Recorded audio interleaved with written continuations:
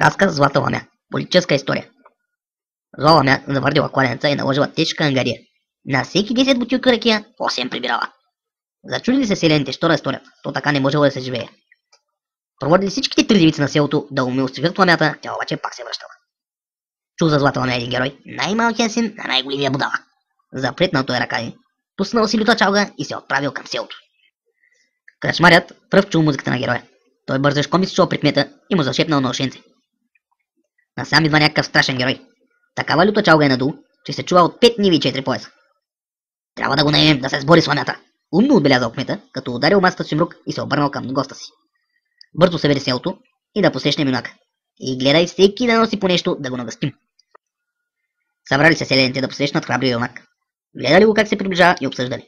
Гледай какъв е млад и строен, а и коня му силен, и меч си има, и копия, и щит на гърба си носи.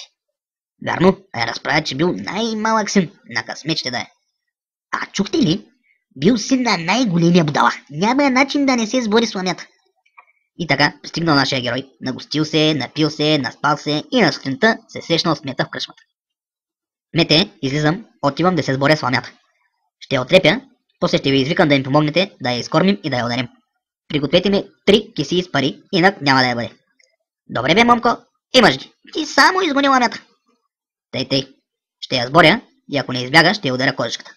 А сега ми напълнете лисагите с храна и тая дамаджанка с ракия за изпроводяк и да тръгвам. Върви момъкът и си мисли. Убойте селени не ми напълниха дамаджанката и сега се мъча тук под слънцето, без да ям нито капка ракийчета да спина. И в този момент насреща му кладенец. Ей, сега ще се напия. Обаче до кладенеца седяла ламята и дремела на сянка под смокиновицата.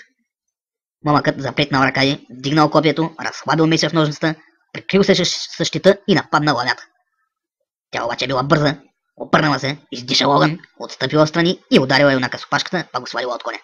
Той се спешил, извадил меча, хванал по-здравшата и отново нападнал. Били се, 3 часа се били и никой не надвивал. Спрели за малко да се отдъхнат, стоят, дишат тежко и се гледат един друг. Ламята пуснала малко пушек през ноздрата си и казала с морен глас.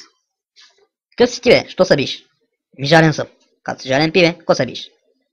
Като чу това, момъкът го напушил смях, па се разсмял.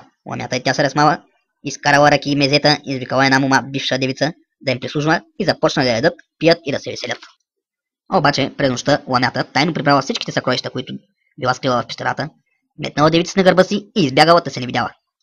И така момъкът се прибрал в селото и разказа на селените как надвил ламята. Те извадили 9 вида суджуци, 3 годишно винце и всякакви троши, коя от коя по-люки. Героят пуснал пак мазна чалга да свири и се заел с работа. На другата сутрин по обяд, към 14-15 часа, момъкът се събудил жаден, ама без грам махмурлук. Оправил се той, оправил и дъщерята на ханджията, па се запъдил към кметството да се прибере кисиите с парите. Тук съм кмете, додах да се прибера кисиите. Заповядай, юначе, ейна, преброй ги ако искаш. Момъкът се пристигнал за тези кисиите и оттъмто изкочил един древен човечец. Не бързай, момко! Ти таксата за ловтала ми плати ли тази година? Как? Ловното ми рече. Да, заверено е, всичко му е окей. Дай се една кисика, данък общ доход. Да не валече киката. Какви данъци ми искаш тук, Ама то за тебе, бе, чадо, нали с тия пари ще плащаме за пътища, за образование, за полиция, за армия и за всички други благи работи, така нужни за царството.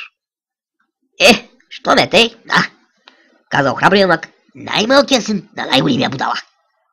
Чакай, къде тръгна? Пак се обадил малкият човечец. Ко нимаш, разбрах?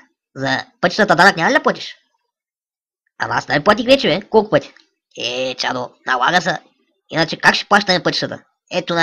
Само този път за 2 години 3 пъти го правихме. В другото царство, как на 20-30 години имат пътища? Ето един път не са се развалили. И да след по-годали от тях. Ти инженер ли си, юнак ли си? Не ги мисли тия работи, дай половин кисика, такси за коня, за винетка, плюс ДДС-то на зоба и ДОД-то на зобаджията. Той кон, нали той трябва да иде? Пак и застраховка ще му направим за твое добро. Нищо, че е с наценка, нали застрахователите, те са хора и те трябва да дадат и данъци да плащат. Я дай 5 пари сега за застраховка, 2 пари данъци за застрахователите и една пара такса за това, че имаш застраховка. И така, поговорили с темата в кметството, могат да се прибрава една от кисика с грошове, па се раздели. С това свършва историята на нашия герой. Най-малкият син на най-големия будала.